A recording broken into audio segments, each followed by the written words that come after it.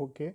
So this section of your business plan template, we will talk about the location or the proposed location, which is on the page number 10 of your business plan template. So we are discussing from page number 10, in which the heading is location. Location, you have to explain it in general कि आपका product या आपकी service किस location पे available होगी. Now location depends कि आप किस तरह से अपना प्रोडक्ट सेल कर रहे हो. जिनके अपने बिजनेसेस हैं या फिर जिनकी कोई शॉप बनाने का प्लान है या फिर जिनकी शॉप एग्जिस्ट कर रही है, उनके लिए रियल फेस जो लोकेशन है, ब्रिक्स एंड मोटर वाली location, that will be discussed and that needs to be discuss here. जो ऑनलाइन बिजनेस कर रहे हैं उनके लिए बहुत ईजी है कि दे विल जस्ट मेंशन कि we are planning to the location we have selected is online. So वो सारी चीज़ कवर कर देती है, क्योंकि ऑनलाइन की availability of your products, online की रीच, ऑनलाइन का स्कोप बहुत डिफरेंट होता है as compare to the real जो फेस टू फेस और जो फिज़िकल लोकेशन होती है उससे. जिनकी फिजिकल लोकेशंस हैं उनके लिए मैंने बुलेट पॉइंट्स मेंशन किए हुए हैं. कन्वीनियंट लोकेशन फॉर कस्टमर, ये वाले bullet points you have to consider while evaluating the location for your business. It has to be convenient. Parking space की मेंशन की हुई है बात. Proximity to public transportation and major roads. Type of space, industrial या retail चाहिए. Type of business nearby. So ये वाले सारे पॉइंट्स आपने कंसिडर करने होते हैं while you are evaluating the location for your business. ये बड़ी कॉमन अंडरस्टैंडिंग है, खाली ये बुलेट्स नहीं है बल्कि और भी आपके माइंड में कई चीज़ें होनी चाहिए while you are selecting the location for your business. कि अगर आपने एवेल्यूएट पहले करना होता है कि जो भी लोकेशन आप सेलेक्ट कर रहे हैं वहाँ पे ऑलरेडी एग्जिस्टिंग कस्टमर्स उस चीज़ के हैं. एक चीज़. दूसरी चीज़ फिर आपने कंसिडर करनी होती है कि कंसंट्रेशन क्या है उस लोकेशन की. Concentration related to your product अगर ज़्यादा है तो कई सिचुएशन में that is beneficial for you. क्या मतलब है, जैसे मोबाइल, अगर आपने मोबाइल एसेसरीज का बिजनेस करना है तो Hafeez centre is an interesting area or location where you can sell your accessories, क्योंकि वहाँ पे कस्टमर कंसंट्रेशन बहुत ज़्यादा है and stores concentration related to electronics भी ज़्यादा है. या फिर आपकी जिस तरह हॉल रोड हो गई है, वहाँ पे एसेसरीज का काम करना ज़्यादा सूटेबल है बिकॉज इट्स अ हब या सेंटर है वो इलेक्ट्रॉनिक्स का. सो कई बार सेंटर होना, कंपटीशन जहाँ पे ज़्यादा है वो कई बार सूटेबल होता है आपकी लोकेशन के लिए लिहाज से. और कई बार आपके लिए वो जगह ज़्यादा सूटेबल होती है जहाँ पे कस्टमर का फ्लो हो बट कंपटीशन कम हो. फॉर एग्जांपल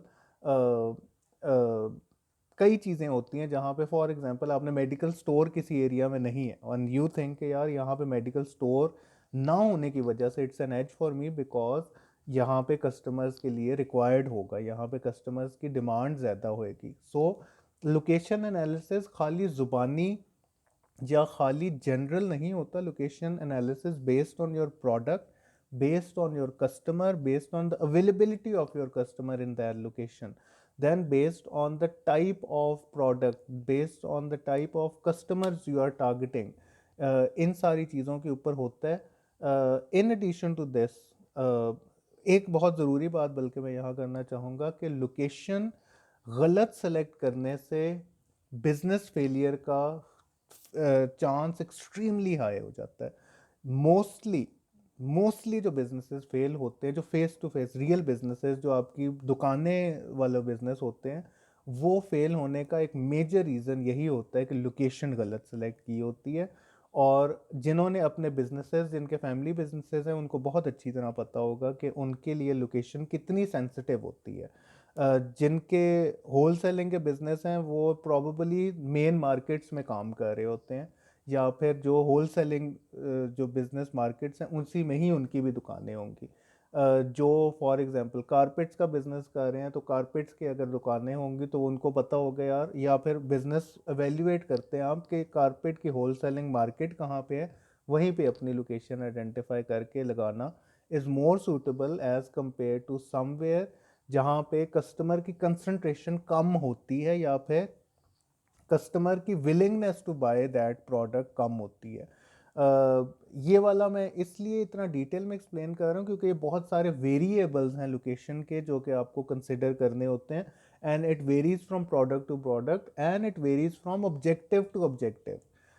फॉर एग्जांपल मैं आपको एक देता हूँ लाहौर का, जिनको अवेयरनेस ज़्यादा है, कि आबिद मार्केट में कस्टमर की कंसंट्रेशन कितनी ज़्यादा होती है। Abid market is famous for electronics. वहाँ पे अगर मैं जाके एक्वेरियम्स की शॉप लगा लूँ तो प्रॉबली चांसेस आर लेस। आप कहें कि जी अच्छा लोकेशन बहुत अच्छी है बिकॉज वहाँ पे कस्टमर फ्लो बहुत ज़्यादा है, कस्टमर कंसंट्रेशन बहुत ज़्यादा है, मगर आपने प्रोडक्ट अगर चूज़ सही नहीं किया लोकेशन के लिहाज से तो तब भी चांसेस ऑफ फेलियर बहुत हाई हो जाते हैं। सो बहुत सारे वेरिएबल्स होते हैं जो कंसिडर करने होते हैं आपने while evaluating your real location. Internet is a total overall different ball game, so उसके लिए आपको ऐसा लोकेशनल कंस्ट्रेंट नहीं होता because anyone can access from anywhere. Distribution channels फिर मैंने मेंशन किए हुए, अगर आपके अपने बिजनेसेस हैं तो डिस्ट्रीब्यूशन चैनल्स आपको लिस्ट पहले से ही पता होगी। अगर नहीं है बिजनेसेस तो प्रॉबली आप कहेंगे कि जी मेरे डिस्ट्रीब्यूशन चैनल ऑनलाइन ही है, तो इसकी वजह से this is something that is not relevant to my business idea. Fifth section of your business plan is operational plan, and that is on the 11th page of your business plan template. So we are going to discuss about the operational plan of your business. पहला है production, how will you produce your product or deliver your service. Describe your production methods, the equipment you will use, and how much will it cost to produce what you sell. Now this varies from product to product मगर बहुत self explanatory idea है। आप कुछ भी service चाहे बना रहे हो चाहे प्रोडक्ट बना रहे हैं, there will definitely be something that you are producing और डिलीवरिंग, और उसको आपने इस सेक्शन में एक्सप्लेन करना है। Sorry. quality control, how will you maintain consistency? Describe the quality control procedure you will use.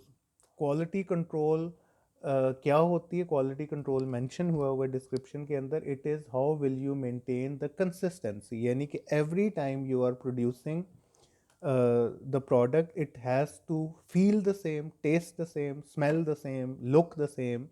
So इसे consistency कहते हैं. So how will you ensure that consistency? You have to explain. ये explanatory questions हैं और बहुत self explanatory हैं. So I hope you will be able to manage them pretty easily. कि quality control is consistency management, उसके लिए आप कह सकते हो कि जी एवरी टाइम मेजरमेंट मैं हमेशा सेम रखूँगा या रखूँगी, या फिर मेरा वेंडर सेम होगा, या फिर मेरे क्वालिटी चेक्स में लगाऊँगा या लगाऊँगी. So it depends on your product और सर्विस कि आप क्या बेच रहे हैं, उसके क्वालिटी कंसिस्टेंसी आप किस तरह से मेंटेन रखते हैं वो आपने डिस्क्राइब करना है यहाँ पे. It's a very simple easy describing वाला क्वेश्चन. लोकेशन अगेन आ गया और सेम वही वाला रिलेटेड क्वेश्चन है कि लोकेशन आपने where is your business located. Your briefly touched on the company overview. This section expand the information detail किस चीज़ की देनी है, size of your location, type of the building, zoning restriction, accessibility for customers, costs. अब rent आ गया, maintenance, utilities, इसकी cost आपको पता होनी चाहिए. या फिर जिनके ऑनलाइन बिजनेसेस हैं दे कैन ईजीली मेंशन कि जो लोकेशन इज़ ऑनलाइन, मगर जिनके face to face real businesses real दुकानें हैं उनको ये अपने क्वेश्चंस के आंसर देने में कोई इशू नहीं होगा because they are very basic question के साइज ऑफ लोकेशन क्या होगा, कॉस्ट क्या होगी, रेंट क्या होगा, यूटिलिटीज़ क्या होगी. लीगल एनवायरनमेंट भी again licences, trademarks, insurance, environmental health regulation, bonding requirements with reference to the legal requirements for your business. जिनके अपने businesses हैं उनको I would expect के पता होना चाहिए. जिनके ऑनलाइन businesses जिन्होंने करने हैं उनके लिए एज सच प्रॉबली मोस्टली बच्चे कहते हैं कि जी अभी लीगल कंस्ट्रेंट हमारे कोई भी नहीं है क्योंकि हमारा बेसिक स्टार्टअप है. जिनके अपने बिजनेसेस हैं उनको ये लीगल एनवायरनमेंट, आप किसी से भी, जिन आपने अगर इंटरव्यूज़ किए होंगे अपने फादर से या अपने फैमिली में जिनसे भी किए होंगे आपको बहुत अच्छी तरह अवेयरनेस होगी कि आपके legal requirements for doing your business क्या हैं। अगर नहीं पता तो you can ask your family, उनको बिल्कुल पता होगा और वो आपने डिस्क्राइब करने, कोई टेक्निकल चीज़ नहीं लिखनी। पर्सनल कितने एम्प्लॉयज़ होंगे, कितने एम्प्लॉयज़ आपको चाहिए हैं, will you hire freelancers, qualification क्या होगी, ट्रेनिंग नीड्स क्या होंगी। ये भी डिस्क्रिप्टिव क्वेश्चंस हैं और डिस्क्रिप्टिव ही आंसर चाहिए कि आपके एस्टीमेट्स आपने देने हैं। इट अगेन क्वालिटी मैटर नहीं करती, कंटेंट मैटर करता है कि आप कितना सोच रहे हैं अपने बिजनेस के बारे में, वो आपने मेंशन करना है। इन्वेंट्री, अगेन इन्वेंट्री वाला सेक्शन आ जाता है फिर, in which you have to mention what kind of inventory you will need, average value of inventory क्या होगी, inventory turnover do you expect, inventory normal during certain season, seasonal inventory, inventory turnover क्या होगा, does it compare to the industry averages. ये सारी चीज़ें again inventory से related हैं। जिनका ऑलरेडी बिजनेस एग्जिस्टिंग है they can ask their family. Inventory में यहाँ पे थोड़ा सा जो टेक्निकल टर्म यूज़ हुई है, that is the rate of inventory turn over do you expect. Inventory turn over in basic terms, मैं आपको एंटरप्रेन्योरशिप के पॉइंट ऑफ व्यू से बता रहा हूँ, inventory turn over with reference to this heading आपने सिंपल लिखना है कि आपकी कितनी इन्वेंट्री रिक्वायरमेंट होगी। Inventory turn over utilisation of inventory समझ लें आप होती है। So rate of inventory turnover do you expect? You can say कि it will be very high, it will be medium, it will be low.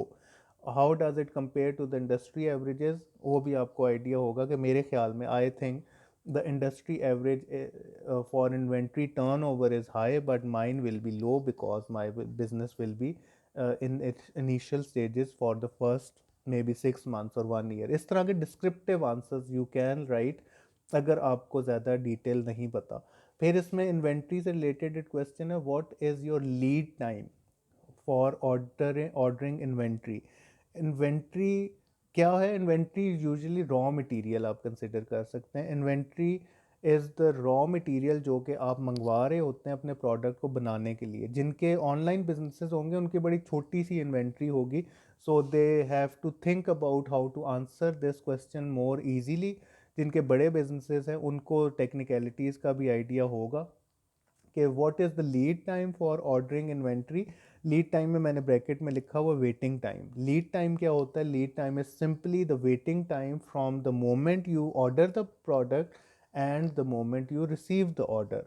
सो वो जो time होता है ना, फॉर जिस तरह आप दराज पे अगर ऑनलाइन ऑर्डर करते हैं, सो दराज में ऑर्डर करने से लेके ऑर्डर रिसीव होने तक का जो 1 या 2 दिन या 10 दिन का ड्यूरेशन होता है, उसको आप ऑपरेशंस मैनेजमेंट की टर्म में या टेक्निकल टर्म्स में कहते हो लीड टाइम। सो आपकी ऑर्डर लीड टाइम क्या होगा? कईयों का शायद वो कहेंगे कि जी मैं तो गाड़ी पे जाके ख़रीद लाऊंगा बेकरी आइटम्स, क्योंकि मेरा ऑर्डर एज सच मैंने सप्लायर को तो देना ही नहीं है। सो उसमें आप इस तरह की एक्सप्लेनेशन और डिस्क्रिप्शन लिख सकते हैं। 7th section is suppliers. Suppliers का मैंने मेंशन किया हुआ, नेम आपने लिखना है, वेबसाइट अगर पता है वो लिखनी है, type and amount of inventory लिखनी है, हिस्ट्री और रिलायबिलिटी। अब ये सारे डिस्क्रिप्टिव क्वेश्चंस हैं और उनके डिस्क्रिप्टिव ही आंसर लिखने। आपकी जो इन्वेंट्री है, या अगर है भी नहीं, कईयों की हो सकता है सर्विस बिजनेस है जिसमें इन्वेंट्री और सप्लायर है ही नहीं है, तो फिर आप मेंशन कर देंगे अच्छा जी मेरे suppliers, I don't have any suppliers, I don't have any inventory in situations जहाँ पे आपकी जेन्युइनली एक्चुअल में है ही नहीं है। मगर चांसेस आर वेरी लेस कि आपके ना तो सप्लायर्स हैं ना ही इन्वेंट्री है, होगी, और आपने उनके डिस्क्रिप्टिव आंसर्स ही देने हैं। 8 section is credit policies. Again credit policies जिनके अपने बिजनेसेस हैं वो ये देखते साथ ही जो भी डिस्क्रिप्शन देना चाहें वो दे सकते हैं, क्योंकि क्रेडिट पॉलिसीज़ हर बिजनेस की अपनी अपनी होती हैं। जिनके न्यू बिजनेसेस हैं, अगर वो चाहते हैं क्रेडिट पॉलिसीज़ एक्सप्लेन करना, डेवलप करना, तो you are very much welcome and I would appreciate that. Explanation इसमें मेंशन हुई है कि क्रेडिट टर्म्स क्या ऑफ़र करनी है आपने, what credit terms will you offer, how will you check new customers credit worthiness. ये सारी अगर आपको इजीली अंडरस्टैंडेबल है for the people who will be doing their online businesses, तो you can answer. Otherwise you can mention कि I will not do my business on credit, so this is not applicable to my business. मगर जिनके अपने एक real businesses हैं, अगर उनकी credit policies चल रही हैं, तो they have to explain this concept to me in a very detailed manner. And that was the last section of your business plan template. उसके बाद फिर appendices आ जाती हैं, एंड अपेंडिक्स के अंदर आपने जो भी अपने बिजनेस से रिलेटेड मुझे डॉक्यूमेंट कोई एडिशनल शेयर करना है, आपने कोई तस्वीरें शेयर करनी है, या फिर कुछ भी ऐसा जो कि कलर ऐड कर सके, क्रेडिबिलिटी ऐड कर सके, क्वालिटी ऐड कर सके आपके बिजनेस प्लान में, तो आप वो अपेंडिक्स में डाल सकते हैं। And that's about it, and that is how you will complete your business plan final exam submission. Thank you.